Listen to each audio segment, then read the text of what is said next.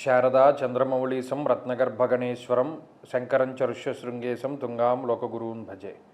శృంగేరి శారదాపీఠ ఉభయ జగద్గురువుల యొక్క పాదపద్మాలకి నమస్కారం చేసుకుంటూ, అలాగే జ్యోతిష్ శాస్త్రాన్ని భావితరాల వారికి ప్రసాదించిన ఋషుల యొక్క పాదపద్మాలకి నమస్కారం చేసుకుంటూ, నాకు ఈ జ్యోతిష విద్యను నేర్పిన గురువర్యులు జ్యోతిష బ్రహ్మ కీర్తిశేషులు శ్రీ ఈరంకి సూర్యనారాయణమూర్తి గారు, సూర్యశ్రీ దైవజ్ఞ గారి యొక్క పాదపద్మాలకి నమస్కారం చేసుకుంటూ, ఓం శ్రీ మహాగణాధిపతి నమః, శ్రీ గురుభ్యో నమః, హరి ఓం. వీక్షకులందరికీ నమస్కారం. సెప్టెంబర్ మాసమందు ఏ విధమైనటువంటి గ్రహస్థితి ఉన్నది, ఆ గ్రహస్థితి వల్ల మీ రాశి వారికి ఏ విధమైనటువంటి ఫలితాలు కలగబోతాయి అనేటువంటి విషయాన్ని క్లుప్తంగా ఈ వీడియో ద్వారా తెలుసుకునేటువంటి ప్రయత్నం చేద్దాం. ముఖ్యంగా ఈ మాసంలో దీర్ఘ సంచార గ్రహముల యొక్క మార్పు ఏది కూడా కనబడడం లేదు.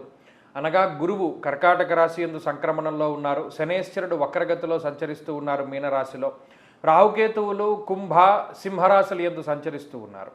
అలాగే ఈ మాసమందు రవి యొక్క సంక్రమణం 18వ తారీఖున ఏర్పడుతూ ఉన్నది.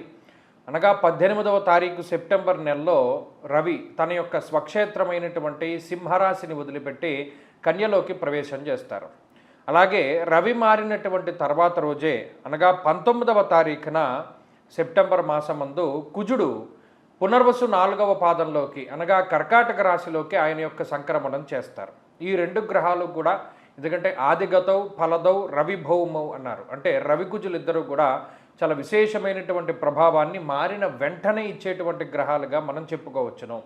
మరి అలా ఉన్నప్పుడు ఈ రెండు గ్రహాల తాలూకు ప్రభావము, అలాగే శుక్రబుధులు ఈ మాసం మొత్తము కూడా, బుధుడేమో కన్యారాశి యందు ముఖ్యంగా, శుక్రుడేమో తులారాశి యందు, ఈ రెండు గ్రహాలు రెండు రాశుల యందు, అటు బుధుడు తన యొక్క ఉచ్చక్షేత్రమందు, శుక్రుడు తన యొక్క స్వక్షేత్రమందు సంచరించబోతూ ఉన్నారు.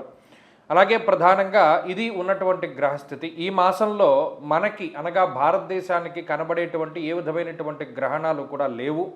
ఈ విషయాన్ని కూడా ప్రధానంగా దృష్టిలో పెట్టుకోవాలి. ఈ విధంగా ఉండగా గ్రహస్థితి, మరి మీ రాశికి ఈ గ్రహస్థితి ఏ విధమైనటువంటి ఫలితాన్ని ఇస్తూ ఉందో మనం తెలుసుకుందాం.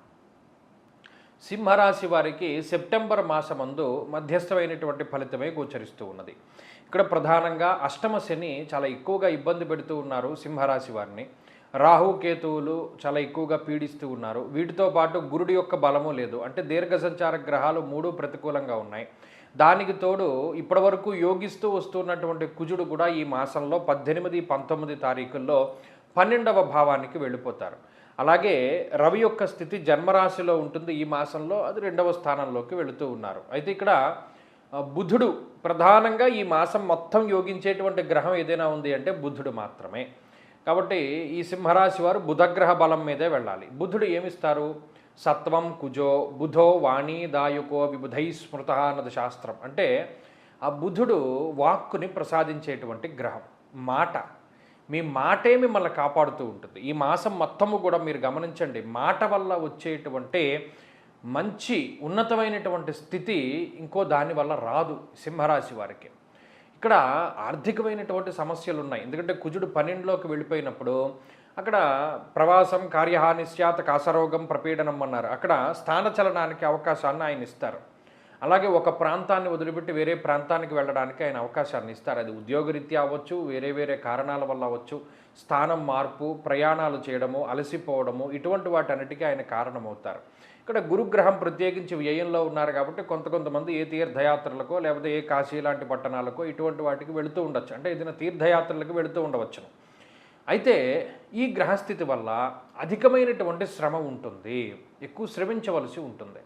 అలాగే ఖర్చు కూడా ఎక్కువగా ఉంటుంది, వ్యయప్రయాసాలకు ఎక్కువగా లోనవుతూ ఉంటారు. సింహరాశి వారు ఈ విషయాలను ఎక్కువ దృష్టిలో పెట్టుకోవాలి. అంటే శారీరక శ్రమ అధికంగా ఉండడాన్ని ఈ మాసంలో గమనించవచ్చు. 1, 2 ఖర్చు, ఇవి రెండు కూడా అధికంగా ఉంటాయి. 3 స్థానం మార్పు, అంటే శారీరక శ్రమ, స్థానం మార్పు, డబ్బు ఖర్చు, వీటితోటి ఎక్కువగా ఇబ్బంది పడుతూ ఉన్నప్పటికీ మరిందాక చెప్పుకున్నాం వాణీదాయకో బుధ, అంటే ఆయన మీ మాటకి సంబంధించి చాలా గొప్పగా పనిచేస్తారు. వాక్కు చాలా గొప్పగా వస్తూ ఉంటుంది, అమ్మవారి యొక్క అనుగ్రహం ఉంటుంది.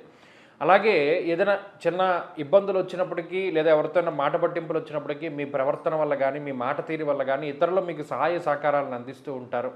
కాబట్టి అటు మీ ఉద్యోగ పరిస్థితులకు కానీ వ్యాపార పరిస్థితులకు కానీ ఏ విధమైనటువంటి ఆటంకము ఉండదు. ఆదాయ మార్గాలకి ఇబ్బంది ఏమీ లేదు. ఇక్కడ ఖర్చు అయితే పెరగచ్చు కానీ ఆదాయ మార్గాలు అయితే ఇబ్బంది పడవు. ఇక్కడ ఇంకో విషయం ఏంటంటే శరీర ఆరోగ్యం ఏదో ఒక సమస్యతోటి ఇబ్బంది పెడుతూనే ఉంటుంది ఈ గ్రహస్థితి. కాబట్టి ఈ మాసం అంతా కూడా ఈ విషయాలు ఎక్కువగా కనబడుతూ ఉంటాయి. కుటుంబానికి తగినటువంటి సమయాన్ని కేటాయించలేకపోతారు. అలాగే మీకు మీరుగా కూడా సమయాన్ని కేటాయించుకోలేకపోతూ ఉండడాన్ని కూడా ఈ మాసంలో గమనించవచ్చు. సింహరాశి వారు ప్రత్యేకించి ఈ మాసంలో మరిన్ని శుభ ఫలితాలు పొందడానికి పరమేశ్వరుడికి సంబంధించినటువంటి ఆరాధన వీలున్నంత వరకు ప్రతిరోజు రుద్రపారాయణ చేస్తూ ఉండడము, లేదు పరమేశ్వరుడికి సంబంధించినటువంటి శివాష్టోత్తర శతనామావళి స్తోత్రాన్ని పారాయణ చేస్తూ ఉండడము, లేదు వీలుంటే అభిషేకాదులు మహాశివరాత్రికి, ఆరుద్ర నక్షత్రానికి, లేదు సోమవారాలు విశేషించి పరమేశ్వరుడికి సంబంధించినటువంటి అభిషేకము, లేదు శనివారం నాడు శివాలయానికి వెళ్ళి నంది దగ్గర దీపారాధన చేస్తూ ఉండడం ఇత్యాది విషయాలు ఏది చేసినప్పటికీ కూడా గ్రహస్థితి పెట్టేటువంటి కొన్ని ఈ కర్మ ఫలితాల నుండి బయటపడడానికి అవకాశం ఉంటుంది.